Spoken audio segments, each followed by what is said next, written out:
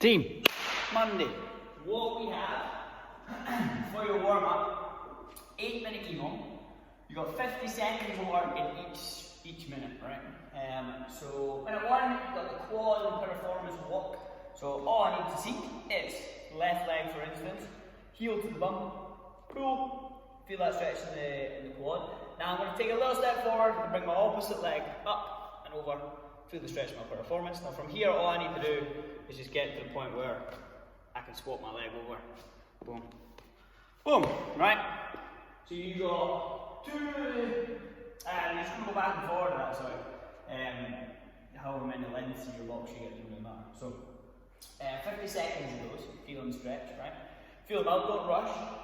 Then second minute, you got 2 box lengths, your hamstring sweeps, and then you got some high knees. Now don't worry about the numbers here again, you're just going to work for 50 seconds. So your hamstring sweeps, all I'm going to do, take a step forward, hinge over, try and keep the front leg as straight as possible. Sweep down, feel the stretch in the hammy, swap over, sweep down, and so on, okay?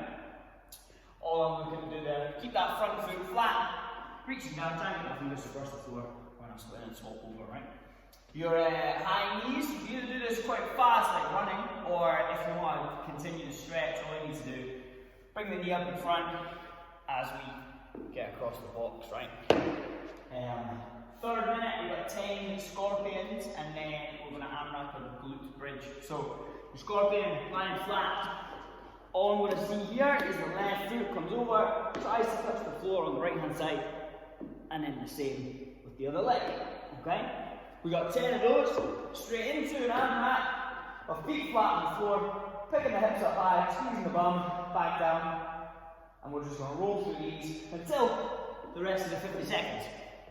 Then, minute 4, 6 and 6, single arm kettlebell high pull. So with your kettlebell, feet underneath the hips, bum squeezed, abs tight, elbow comes up nice and high, kettlebell stays close to the body.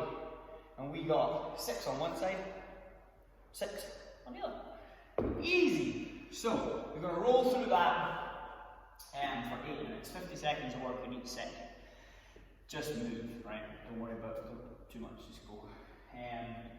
Then, what you're going to do is you're going to take some time, don't skip this bit, right, especially with the kettlebell, but first, the double unders. If we're new to double unders, or we've been here for years and we're still struggling with double unders, take the time to work on them, right, don't skip them. So, all I want you to do is think about tall and slow, right? Tall and slow with the jump, low, and then like a fast whip with the wrist. So all that's going to look like. If we start off with singles, so take time to progress through it. So if we start off with single skips, tall and slow, exaggerating it, it's not coming from my elbow, just from my wrist. Now, if I want to start doing double unders, the jump stays the same. And all I add in is a faster whip of the wrist, right? So, to get that timing, take some time in the penguin taps, jump up, hit yourself twice. Clearly twice before you land back on the floor again, right? That way, we're going to tell if we can jump high enough off the floor again. Or if we are jumping high enough off the floor. So roll through some of that, and then let's start playing about with some single, single, double, or 10 singles, and then a double on the 11th one, the 9th and 10th one, whatever it is, right? Try and figure out that pacing or the rhythm that you're needing to work on to get those double unders, right? Don't rush. You're going to have to relax. Don't tense up the shoulders. As soon as we shrug the shoulders, rope gets higher off the floor, we trip. As soon as we start bringing our hands out here, the rope gets shorter, I trip, right? So arms low and relaxed, all from the wrist. Jump tall and slow, relax the arms, whip the wrist. Spend time with that. Then, your kettlebell snatch. Normally we do this with a dumbbell. So with a kettlebell, it's slightly different. Now, I don't want you guys, I've tried this before, that get a little bash on your arm to just write it off completely and skip it out or try and grab a dumbbell straight away, right? Spend just the 6 minutes or whatever to work on the technique, right? Never going to get better at anything without working on it. Yeah, you don't just wake up one day and be able to do it. So spend the time. So the idea is, two things I want you to focus on. So yes, it's like a dumbbell snatch, but I want you to focus on when you swing through your legs, we're going to bring the thumb between our legs. Okay, so my thumb is pointing backwards. And then, when I fire my hips through, and if the kettlebell fires out, I turn my thumb out and I punch up aggressively. So the two main points, thumb through, aggressive punch, right? So what that's going to look like with the kettlebell is I swing it through, my feet stay flat in my hinge position, thumb goes through, and then the high elbow, and then the aggressive punch to the top. Now there, the kettlebell, just meets my forearm. If I'm aggressive with the punch, the flip over the bell isn't so slow that it smashes me in the forearm, right? We've all been there. So same on the other side. Thumb through the legs, spin it out, aggressive punch to the top. Maybe don't wear a watch when you do that. But aggressive punch, thumb through the legs. Right? Spend time on it. Now we did the high pull in the warm-up. It's the exact same thing, right? Swing, pop, and go. Big pull to get the kettlebell moving, and then that aggressive snap overhead. Okay? Thumb through, big pop, high elbow, punch over the top. That's your kettlebell snatch. Spend time with it. Okay? Don't rush past it. I see you all that finish the whole workout in like 20 minutes.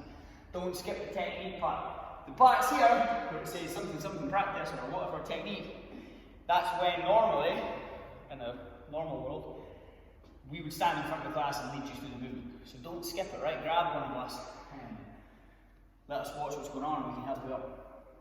Our workout, the Dark Knight.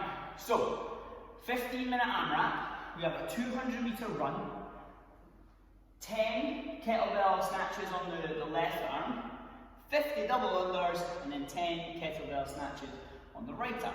Okay? So we complete all 10 on one side before we move on to the next movement.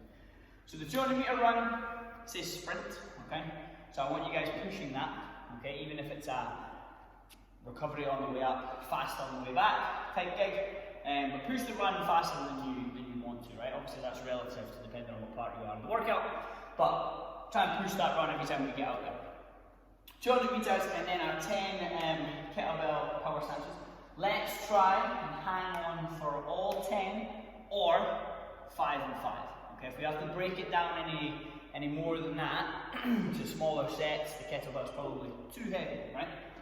50 double unders. Now let's try and hang on to these again, or maybe 2 sets. If we are going to go a scaled option, and we're not quite there with 50 unbroken just yet every single time, that's cool.